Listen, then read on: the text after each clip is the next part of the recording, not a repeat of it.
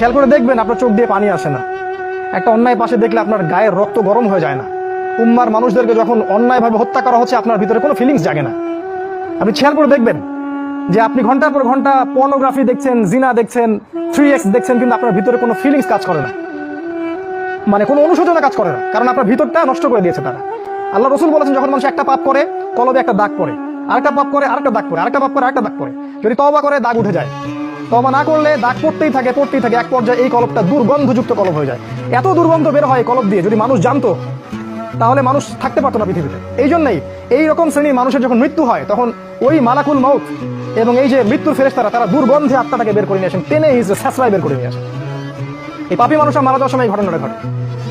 এইভাবে তারা আপনাকে ব্যস্ত রেখেছে। এখন কি হবে? এখন আগামী দিনগুলো থেকে এরা উম্মার নেতৃত্ব দিতে পারবে? এর মধ্যে কারা পারবে?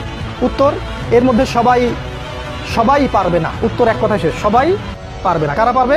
এই যুবক শ্রেণীর মধ্যে যারা এই গুণগুলো অর্জন করতে পারবে তারা ইনশাআল্লাহ আগামী দিনগুলোতে সফল হবে। গুণগুলো পয়েন্ট আকারে বলে শেষ করছে।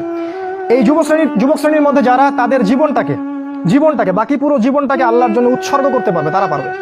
এক নাম্বার, এই যুবক শ্রেণীর মধ্যে যারা আল্লাহর জন্য তাদের জান, মাল, সময়, শ্রম ব্যয় করে দিতে পারবে, কুরবানি করতে পারবে। কুরবানি কেমন? ওই ইসমাইল আলাইহিস সালামের মতো। বাবা বলেছে তোমাকে জবাই করা লাগবে, তিনি কি বলেছিলেন? করিয়েন না।